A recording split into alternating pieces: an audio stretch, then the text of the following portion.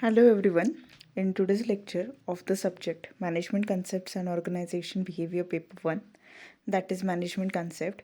Moving further with the unit, we will be discussing coordination, function of management. In that, we will be studying the concept, definition, principles, process, types, and techniques of effective coordination. So let's see what is the concept of coordination first. Coordination deals with the task of blending efforts in order to ensure successful attainment of an objective. See, the coordination is the last function of management, okay, which just means to, yes, after all the resources which are needed towards the production activity, when they are grouped together, okay, the link which is established between all these resources so as to effectively complete the production process, okay, that link itself is called as coordination. It is a hidden force which binds all the other functions of management. Management seeks to achieve coordination through its basic functions of planning, organizing, staffing, directing, and controlling. That is why coordination is not a separate function of management, because achieving of harmony between individuals' efforts towards achievement of group goals is a key to success of management. Coordination is the essence of management and, yes, is implicit and inherent in all functions of management. See, um, here in this function, what is done? Yes, as I have said, yes, a link is established. Okay, a link is established between all the factors of production, all the resources of the organization, including both physical as well as human resources. Okay, and how effectively the goals of the organization with the individual goals they will be achieved for this efforts is taken into this particular function, that is coordination. Coordination means what? Cooperatively, yes, cooperatively ordering, okay, that is chronologizing the activities of the organizations towards the attainment of goals. Okay, now let's see the definitions given by different management thinkers. The first definition which we will be studying is given by Tate. Coordination is the effort to assure a smooth interplay of the functions and forces of the different component parts of an organization to the end that its purpose will be realized with a minimum of friction and a maximum of collaborative effectiveness. Then, second definition is given by Monet and Riley. Coordination is orderly arrangement of group efforts to provide unity of action in the pursuit of common goals. Then, according to Charsworth, coordination is the integration of several parts into an orderly whole to achieve the purpose of understanding.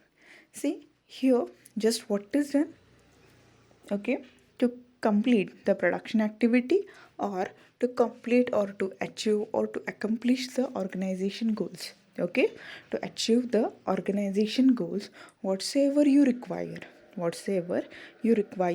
or whatsoever resources or factors of production you are in requirement of, okay, all these resources as well as all these factors of production, yes, they are arranged, okay, they are arranged into a manner, and okay, a chronology is established, a order is established between all these resources and factors of production, so as, yes, the final goals of the organizations they are attained in time, efficiently and effectively, okay, that itself is coordination.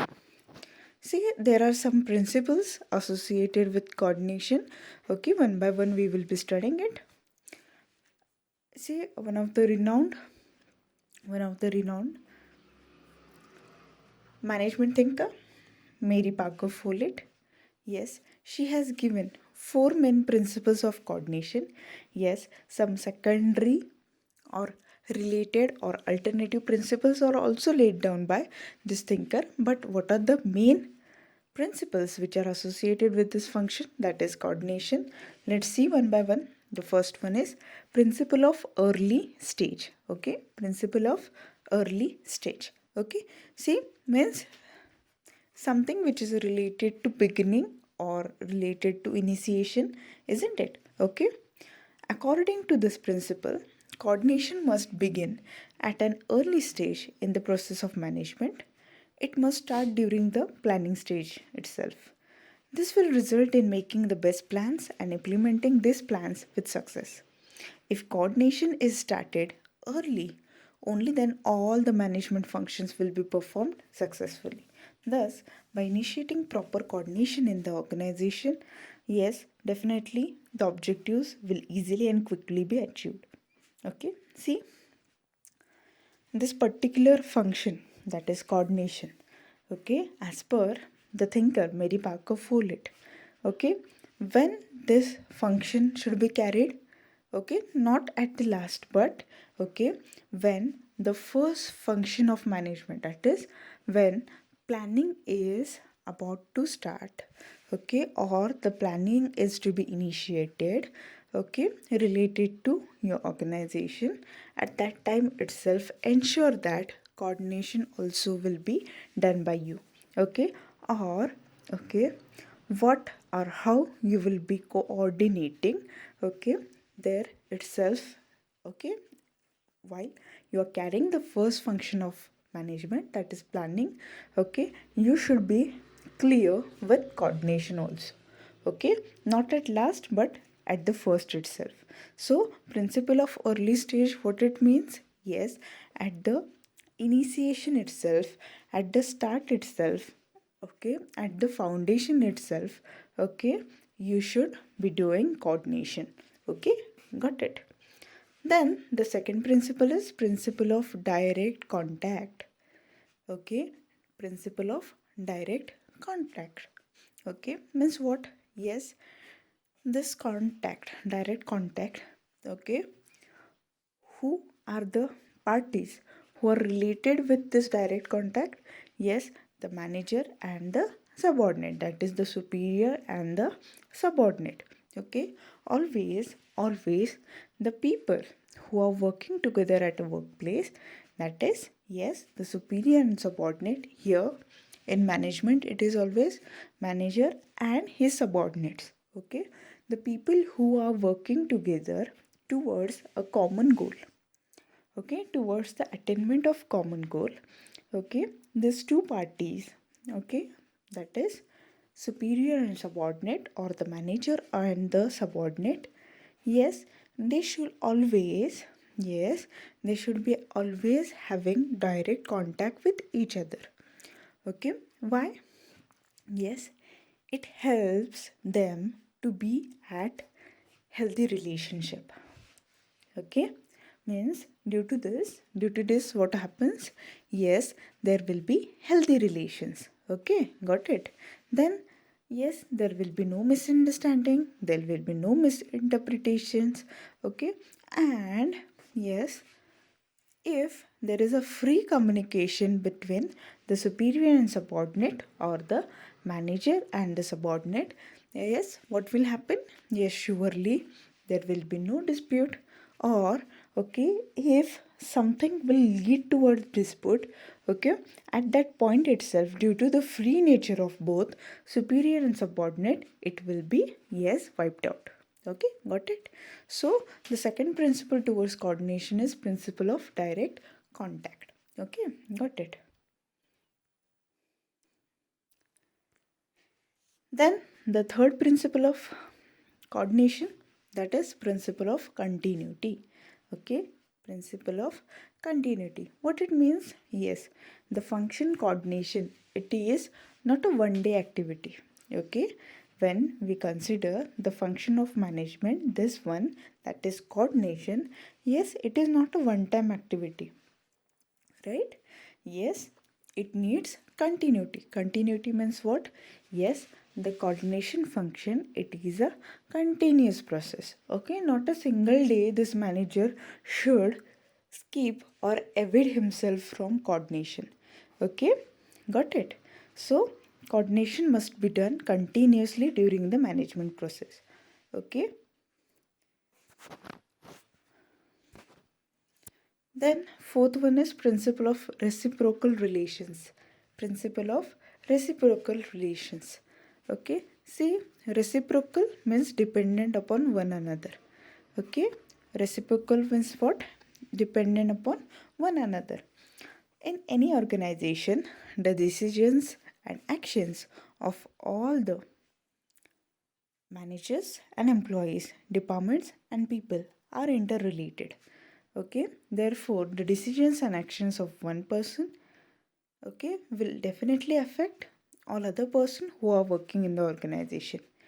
Okay, so whenever the decisions are finalized, okay, whenever the decisions are finalized, okay, at most, yes, care should be taken while finalizing the decision making. Why? Because a wrong decision can affect that person itself with, yes, the organization. That is, okay, not that individual only be affected by the decision, okay, by the wrong decision, but okay, his team, okay, who is working into the same organization, and every person, every human who is, or every resource who is associated with that organization will be badly affected. So principle of reciprocal relations means what? Okay, means how a mistake committed by one person will be having, yes, bad impact on others, or how it will be affecting others, isn't it?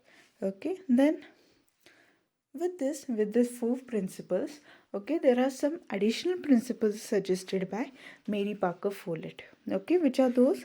Yes, there are additional principles. Okay, few principles are added. The fifth one is principle of effective communication. Okay, see, good communication, yes, is that necessary? Yes, surely it is necessary. Because okay, if okay, there is poor communication, what will happen?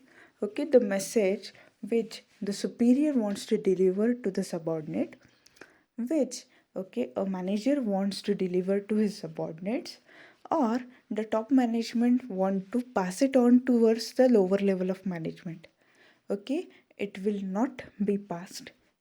Okay, and surely some kind of misinterpretations, some kind of miscommunication will result into, okay, dispute or unsound relations into the organizations, okay, due to which the organization can be badly affected, isn't it? Okay, so when we consider principle of effective communication, what it means? It means that, okay, all the levels of management which are in existence in the organization, all these levels of management, they should communicate with one another in, yes, in a good manner.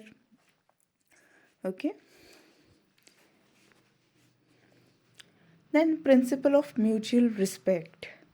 Principle of mutual respect. Okay, see, respect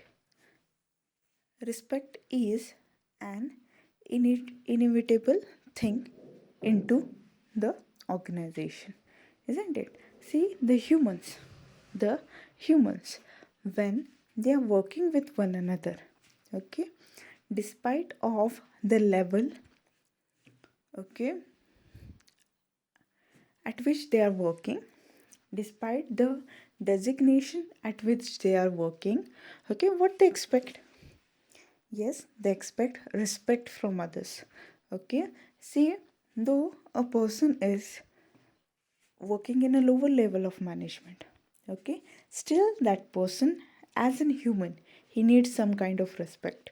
Okay, so principle of mutual respect means what? Principle of mutual respect means what? Respect which is imparted to other person, okay, despite of the level of management in which he is working. Okay, might be he might be a blue collar worker, he might be a white collar worker, or any person.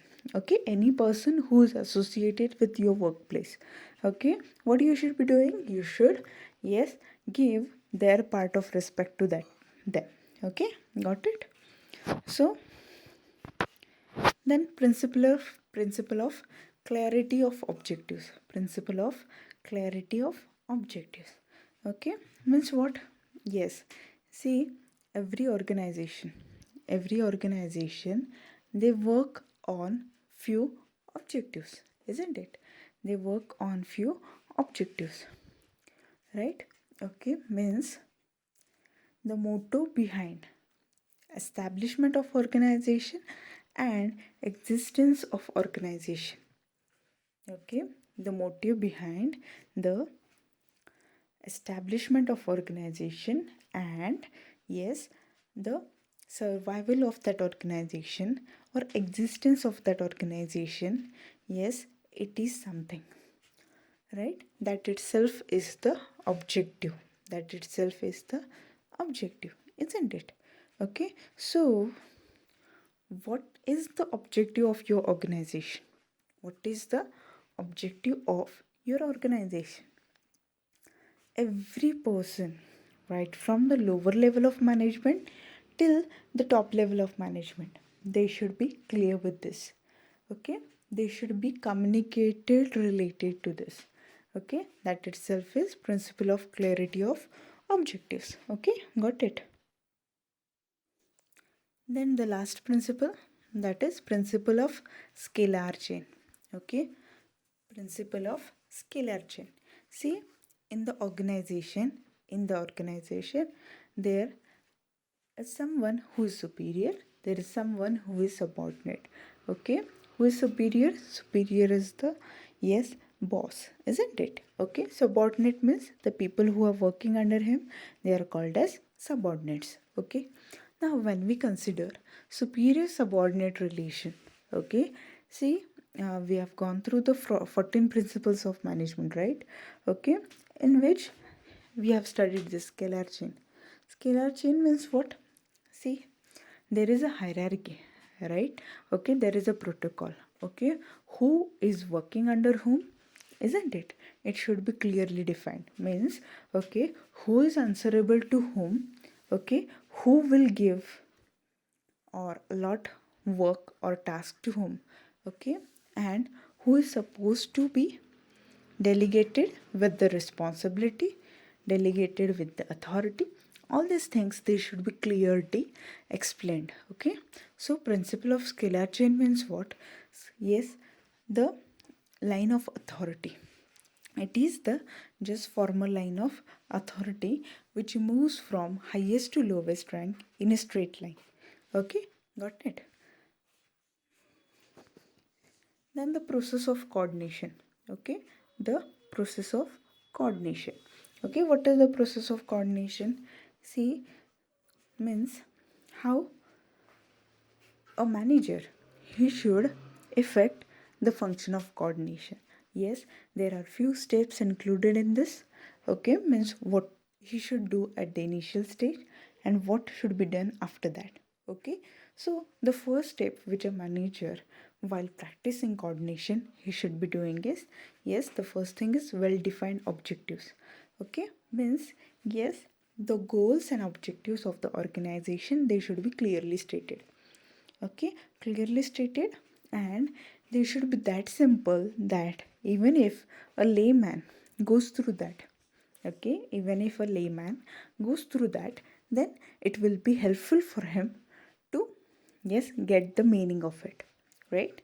Okay, then the second step is delegation of authority and responsibility. See, everything or every task of the organization, okay, it can't be completed by the single manager. So, okay, whenever and wherever necessary, okay, whenever and wherever necessary, okay, this person, what he should do, he should delegate means what? Okay, he should give, assign, okay, his part of responsibility, his part of authority to someone. Who is that someone? Yes, the most eligible person who is working under him, okay, who is having that capacity to complete that task, okay, with that devotion, with that dedication, okay, with that efforts, okay.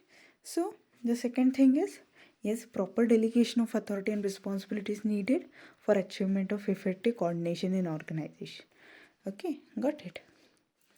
Then division of work, yes, this is also one of the principle which is related to 14 principles of management laid down by Henry Fayol, isn't it?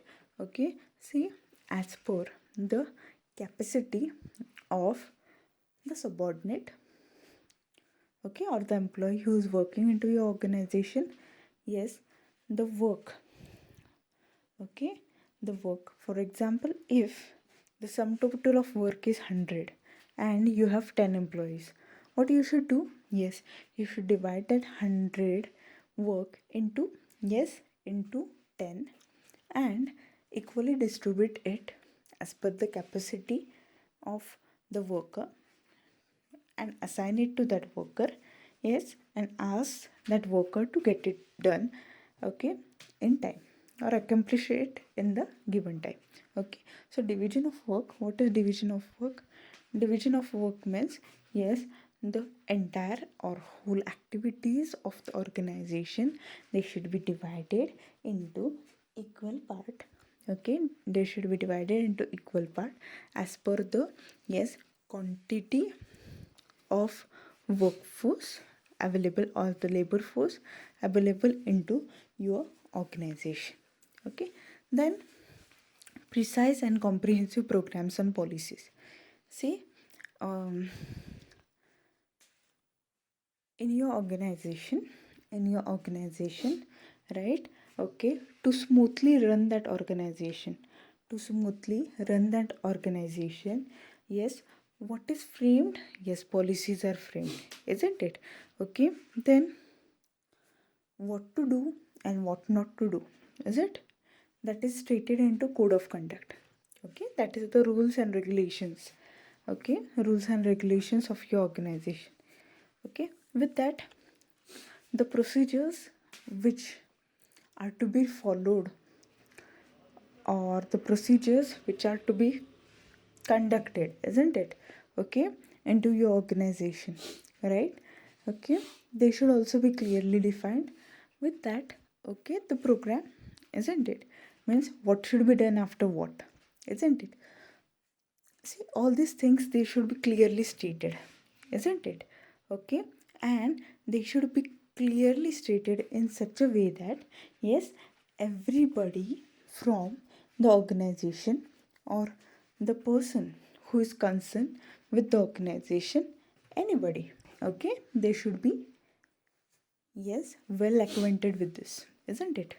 Okay, then effective coordination. Okay, what is effective coordination? See, effective coordination itself means that, yes, see, wherever and whenever necessary, okay, there should be, yes, direct contact between the superior and subordinate, okay, so that no miscommunication, misleading, misinterpretation will happen, okay, which is very necessary for coordination. Then effective leadership and supervision. Yes, the manager, of course, the manager should be good at leadership. Okay, means he should be having some strategies through which, okay, whatever he asks his followers or subordinate to do, they should follow it without any force. Okay, without any undue force, okay, they should follow. So the skills should be with managers, right? Okay, then supervision, see, the supervision should be that effective that, okay, the workers or the subordinates who are working under the supervisor, they should not feel it burdensome, right? Okay, so that way the supervision should be done, okay. So effective supervision, surely, yes, it will have a control on the actions or the task conducted by the, yes, by the subordinates, isn't it? Okay, Then establishment of employee grievance cell. Okay, see, while working in an organization, the employees might be going through some kind of problems, okay, or they might be having some kind of suggestions, or if something wrong is happening with them, okay, they will be having some complaints. So there should be some active grievance cell, okay, into the organization who will redress the complaints, okay, of these employees. Okay, why such type of grievance cell is needed? Yes, if you think that the labor turnover, okay, the labor turnover, switch offs, okay, switch ons, okay, all these things should not happen with your organization, okay, frequently, then there should be an effective grievance cell, isn't it? Okay, then there should be a proper system for reporting. Okay, skilled workers are to be rewarded adequately. The management should induce the employee to take active part in meeting, committee, conferences, seminars. Okay, the management should encourage the employees to have friendly relation with others. Managers should have opportunities to get training in the area of leadership, coordination, planning, staffing, and the like.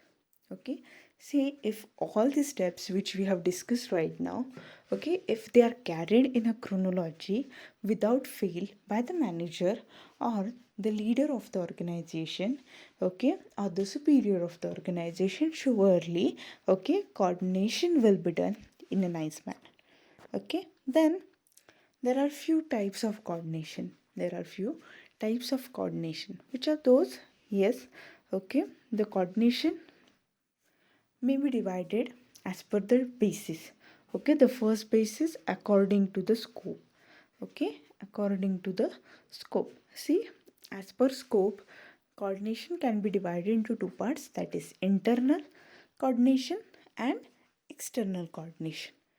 Okay, see, if coordination between different units of an organization, okay, different units within an organization is considered, then it will be called as internal coordination. Okay, and what will be external coordination then? Yes, apart from your organization, outside the organization, if coordination happens, okay, then it will be called as external coordination. Okay, then according to flow, this is the second basis of types of coordination. Yes, vertical, horizontal. Okay, yes, vertical, what it means? Yes, when coordination is related to different levels of organization, that is top level, middle level, lower level, okay, then it will be vertical ones. Okay, horizontal means, yes, horizontal means at the same level. Okay, when the coordination happens at the same levels, okay, between the people having the same designation, it will be called as horizontal or lateral coordination. Then the third one is procedural and substantive. Okay, procedural and substantive means what? Okay, see, procedural means, yes, the coordination in which the details or specification of the organization is mentioned. Okay, and substantive means, yes, it contains the organization's activities. Okay, got it. Then there are different techniques of effective coordination. If you think that the coordination should go in the right way, yes, there are some keys, some tricks, okay, some techniques, okay, some hints which should be followed. The first one is unity of purpose. Unity of purpose means what? Okay, see, when we consider organization, there are different, yes, there are different departments, right? There are different departments, there are different units, okay, each unit, each department have some purpose, isn't it? Apart from the organization's goals, each department has its purpose, isn't it? So all these departments, okay, should be motivated, should be directed, as well as should be communicated with the organization goals, okay, so that collectively they will take efforts towards it. Okay, then the second one is simplified organization.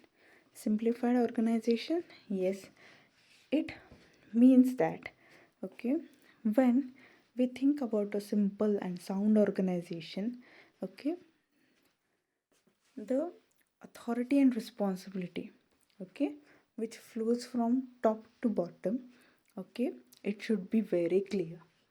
Okay, it should be very clear in such a sense that who is superior to whom, who is subordinate to whom, who is answerable to whom, who will be assigning tasks to whom. Okay, all these things will be clear. Okay, got it. Then effective communication.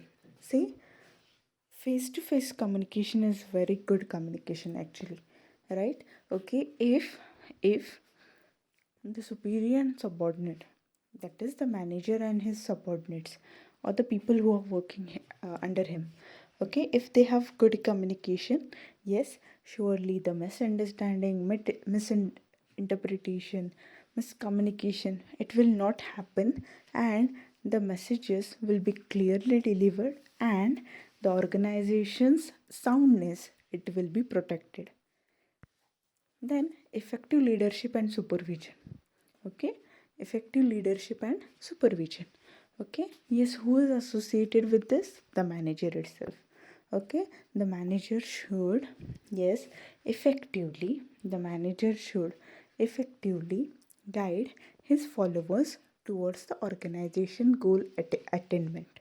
Okay, then supervision, see, the supervision should be prompt and effective. Okay, with that, the supervision should not irritate your employees. Okay, it should not irritate your employees, isn't it? Okay, then chain of command. Okay, chain of command means the flow of command.